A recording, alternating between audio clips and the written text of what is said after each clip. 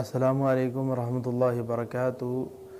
अल्हम्दुलिल्लाह वहदा वस्सलातु वस्सलामु अला मन ला नबी बाद अम्मा बाद फ़अऊज़ु बिल्लाहि मिनश शैतानिर रजीम बिस्मिल्लाहिर रहमानिर रहीम। नाज़रीन, जादू शुरू हो रहा है, उसकी इब्तदाई अलामात क्या होती हैं?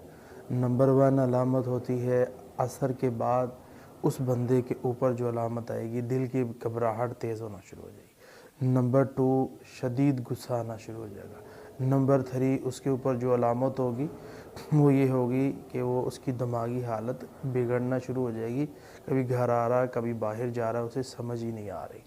इसी तरह नंबर 4 पर उसको बुरे ख्वाबों का इफ्तिताह हो जाएगा, यानी बुरे ख्वाब आने शुरू हो जाएंगे।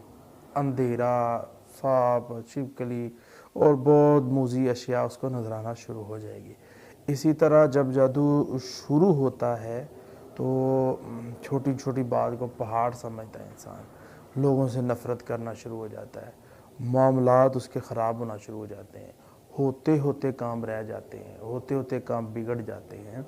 और इसी तरह उस बंदे के ऊपर जो और अलामत होती हैं वो उसके मामलात दिन ब दिन बिगड़ना शुरू हो जाते हैं। तो ऐसी अगर किसी के ऊपर हालत और कंडीशन होती है तो उसको इलाज करवाना चाहिए। जादू का इलाज नाज़रीन है सूरह फलक और सूरह नास। दिन में चलता फिरता उठता बैठता ज़्यादा से ज़्यादा पढ़ के अपने आप को दम करे, पानी पे पढ़ के पिए, दम करके नहाए। इंशाअल्लाह ताला ये 21-22 दिन ये काम कर ले तो तादाद इसकी कितनी ही करनी है जी नाज़रीन, जितनी वो कर सकता है, पढ़ सकता है, जितना ज़्यादा से ज़्यादा इसको पढ़ ले, दोनों हाथ पे फूंक मार के सारी जिस्म पे मले। कोई काम अगर वो समझता है कि बिगड़ता है मेरा, तो उससे पहले आप फलक नास पढ़ के चले जाएं। अल्लाह ताला रहमत फरमा दे।